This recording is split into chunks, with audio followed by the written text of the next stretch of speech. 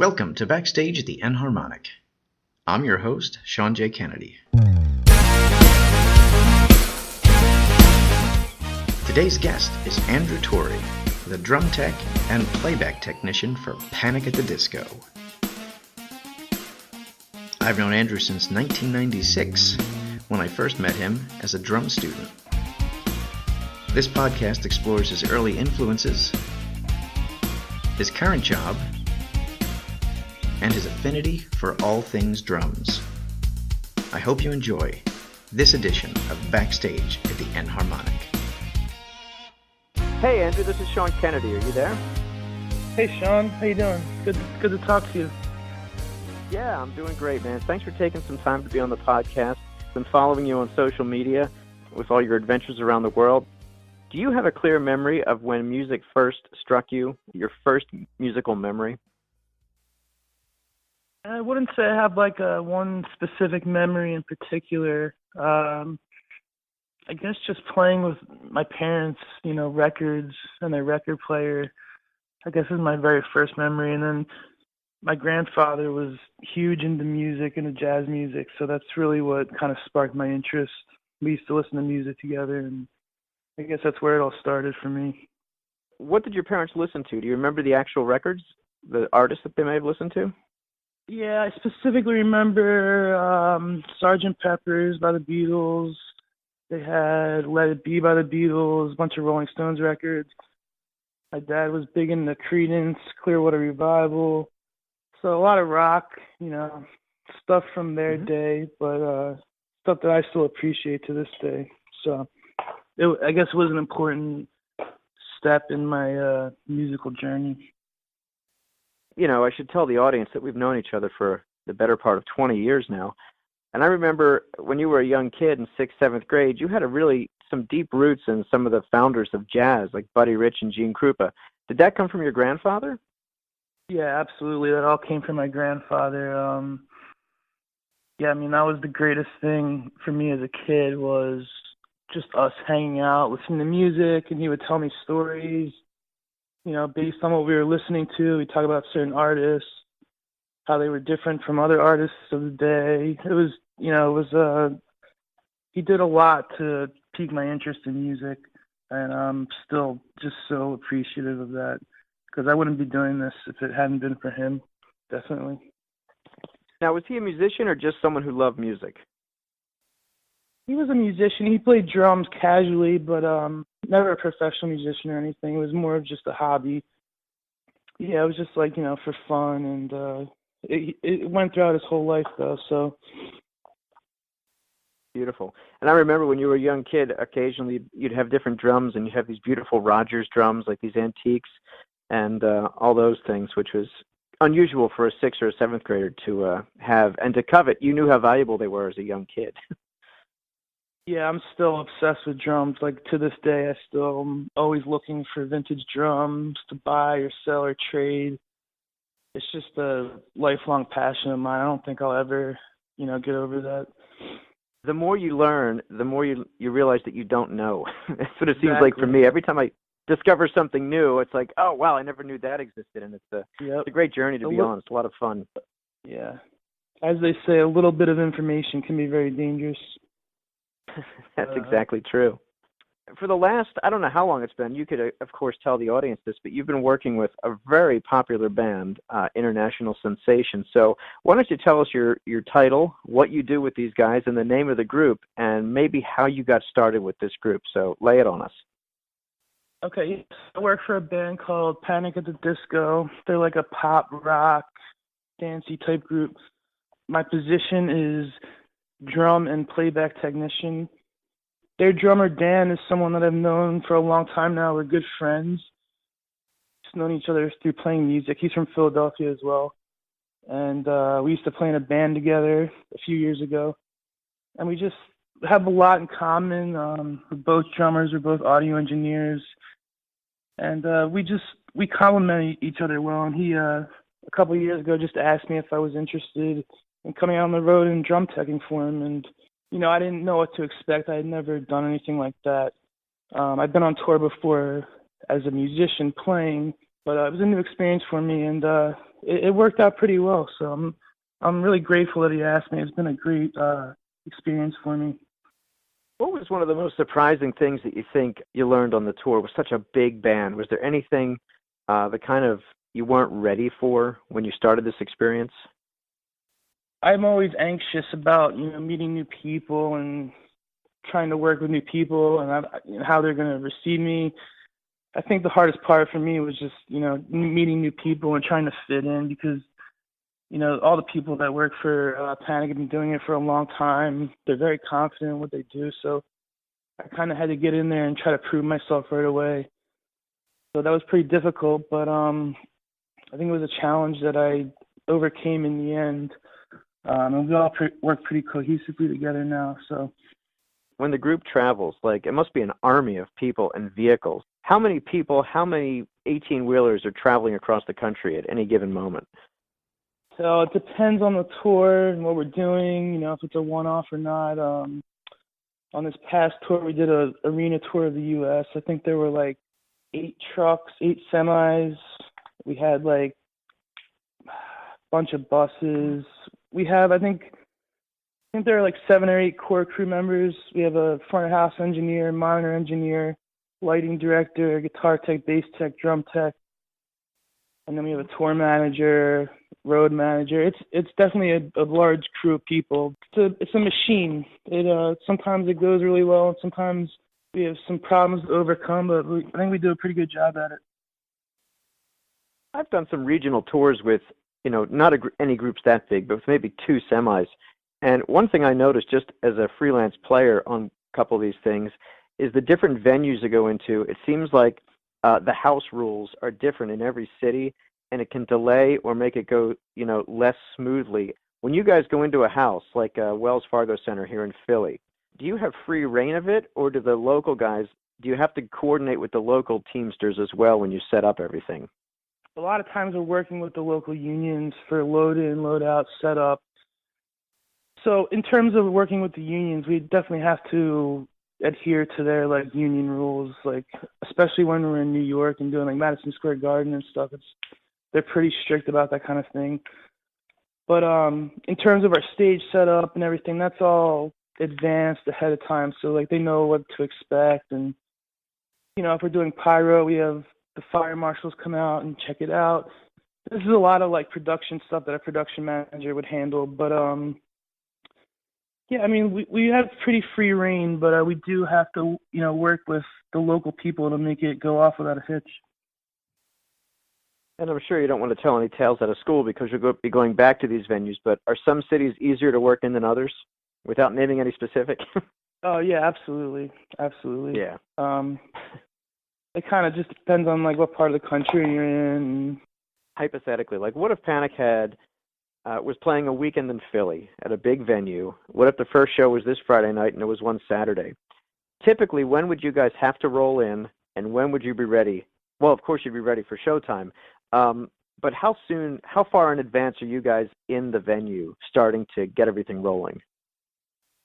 So that would depend on, the tour or the show and how much production is going into it. And also, what your job is as a tech. The techs can come in a little bit later. We usually enter the venue around 9:30 or 10 a.m., help get our gear out of the truck, start setting everything up. For me, I'd start checking out the drum heads, maybe changing what need to be changed, polish some cymbals, tune the drums. I have to set up the playback rig as well, which is a very important aspect of our show. So, there's a lot of stuff to do.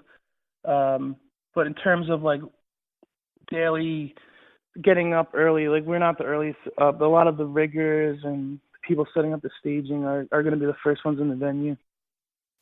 And is that the day of? If you had a Friday show at 8 p.m., would they start at 9 a.m. Friday, or would it be the day before? Yeah, so for this past tour, it was all day of. There are a lot of big arena tours that will come in, a day or two in advance and set up. That's all worked into their schedule because the production is so big. But we had it worked out that it could all happen in one day.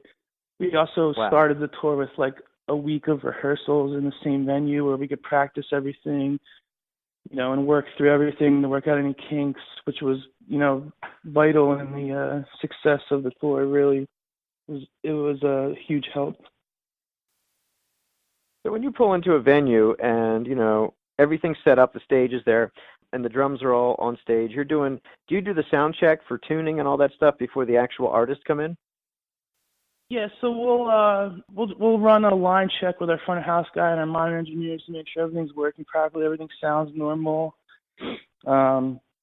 If the front of house guy hears something he doesn't like, he'll tell me, and I can make any adjustments, maybe based on the room or some other variable that day. And we usually make sure everything's in tip-top shape for the band to come out, and they come out and do a fairly quick sound check. And, we just roll from there. So what was it like the first time you started banging around the drum kit at Madison Square Garden for a sound check? Yeah, I don't know. It's just so many shows at this point. It's all a blur, but it's really cool, being able to sit behind a kit and play in a room like that. It's definitely a really cool experience. I'm sure. So how many drum kits are under the stage? Theoretically, how many drum kits and cymbals are laying around for you to replace if they get broken during the show? So we usually have one. We just have one back. Actually, we had two backup snares, but I usually just leave one snare drum in the back of the drum riser. I have an extra drum pedal. We have doubles or sometimes triples of all the cymbals. And it's rare that I've had to switch anything out in the middle of a show, maybe like a hi-hat cymbal here or there. But yeah, we in terms of the actual drum set, it's only one kit. There's not that much backup going on. And during the show, I guess you're in really close proximity to the drummer, so if he's having a problem, he can just shout down to you and say, I need X, Y, or Z, and you can take care of it? Yeah, so when I first started, I was sitting behind the drum riser, directly behind Dan, their drummer, so he could literally just put his hand down or turn around and tell me if he needed something. But now I'm off, usually on stage right with the playback rig. And we have talkback microphones, so every member of the band has their own microphone that's, isolated. It doesn't go to front of house. It just goes to our monitor engineer, and he can send it, wherever he needs to. So me and Dan have a direct line of communication during the show. So in between songs, he just picks up his talkback mic, and we can, have a conversation about whatever's going on or whatever he needs. And I would say the situation that happens more so in is when we do one-off dates and we have a backline kit that we threw together that day, and there's a janky cymbal stand or something that's not working right. That's a situation that's arises. But when we have our own tour, we have our own gear. We usually don't have many issues in terms of the drums. A couple of minutes ago, you said this whole thing has been a blur in some sense. But if you could pick out one or two venues around the world that really you're wow, I can't believe I'm here, or the size of the crowd was so big, do you have any highlights from the recent tour that you could just share with us real quick? Yeah, the Madison Square Garden show was definitely crazy. It was sold out, and it was just, a surreal experience, really. This past summer, we did a show in Tinley Park in Chicago that was I think it was 22,000 or 23,000 people, and it was just, it's unbelievable to witness something like that happen. It's really fun, actually. When you go to the talk shows, I saw you did the rounds a couple months ago. You were on Conan. I think you were on Fallon and Good Morning America, maybe. How much time do you have to get set up, get in there, and get out? Is it pretty quick, or is it really early morning? Are you in there at 5 in the morning if it's Good Morning America or something? Yeah, so we get there, I think for the early morning shows, we usually get there 5:30 or 6 a.m. or something like that. And there's backline gear usually waiting for us. And just throw the kit together, tune it up. We usually don't have a ton of time, but, at least a couple hours to get our stuff together. And it's really, you roll with the punches and you make it work. Sometimes it's not ideal, but it usually ends up working out pretty well. Through your travels with the band and your connections, have you personally been able to meet some famous folks outside of the band, like on these talk shows or just on tour, like people coming backstage? Yeah, there's been a bunch of that. I try to keep to myself and not really bother anyone. But there have been some pretty funny interactions. I think we did like a New Year's thing at 30 Rock 2 years ago, and one memory I have from that is Bob Saget, walking in our dressing room talking to us about some stuff. And yeah, so it was never a dull moment. I'm sure. And you just mentioned, you said 2 years ago. I never asked, how long have you been with Panic at the Disco? It's been almost 2 years, I think. Okay. So a lot of my students listen to these things that we're recording, these interviews. You're with one of the hottest bands in the world right now. For many drummers, like a dream job, being a drum tech, traveling the world, seeing all these great things. Do you have any words of advice for young guys? They're middle school, high school, just starting out, and they're like, man, I like to do what that guy does. Yeah, that's a hard one because it's really, I know everyone always says this, but it's really just about networking and meeting people. I mean, I never would have become friends with Dan had it not been for playing music and, our shared interest in that. And, just talk to people, always ask people questions. If you're at a show and you're standing next to front of house and the sound guy looks like he has a free minute, pick his brain a little bit, talk to him. The people who have the most experience in this industry, can really, they're a lot of them are really great at their jobs and they're always willing to talk about it. So I find a lot of people that I work with, are very, very always willing to help and share their information. So really just meet new people and always ask, never be afraid to ask people questions, I guess. Perfect. So put yourself out there and talk to people, basically. Yeah, exactly. Make some connections. Great. So here's another question I ask most of my guests. If I had your iPod right now, what would be some of the most played bands or tunes on your iPod right now? Okay. It's mostly just like older stuff. I do listen to a lot of new stuff, but a lot of it's just like old rock, like Mamas and Papas, the band. Trying to think of what else. I like Patsy Cline a lot. I like a lot of old soul music, like Candy Staton and Sam Cooke. There's just something about the old records that really speaks to me that the new stuff doesn't really have anymore. I don't know. I think records are just being made differently now, and there's something to be said about the imperfections in the old music. And yeah, I don't know. A lot of older stuff, I guess, is the best answer to that. Yeah, speaking about imperfections, I'm sure you've noticed this stuff, but it's one James Brown recording I love. It might be Super Bad or something. And if you listen to it carefully enough, you can actually hear his hi-hat pedal squeaking. Yeah. Yeah, stuff like that, it adds a human element that we can all relate to. Yeah, exactly. Yeah, because if it was recorded now, someone would hear that and they'd get rid of that. I'm like, no, that's what makes it sound like music to me. So yeah, exactly. That's a great answer. Exactly. Yeah. So something that I forgot to ask in the middle of the interview, when you guys travel, you said there's buses and semis. Do you sleep in the bus overnight as it's traveling, or do you guys get put up in hotels, or does it depend on the venue and the part of the country you're in?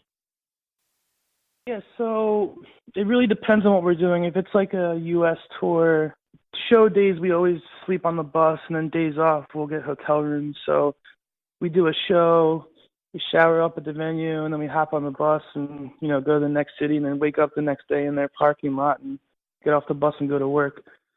So we usually don't get hotel rooms unless we have a day off. Sometimes if we're doing fly dates, one-offs, we'll have a hotel room every day, or if we're in Europe. It really depends on the situation. I guess the band travels by itself, and you guys travel by yourselves, but do you ever get time to hang with the band, or is it like two separate elements, the band and the crew? Yeah, I mean, it is two separate elements, but we're very we work in very close quarters, and like the band is so down to earth. They're just the coolest guys, and our management is super relaxed, and it's a good working situation. So the playback rigs, like, do you have multiple playback rigs, like an A, B, and C, in case one fails, you can jump over to another one?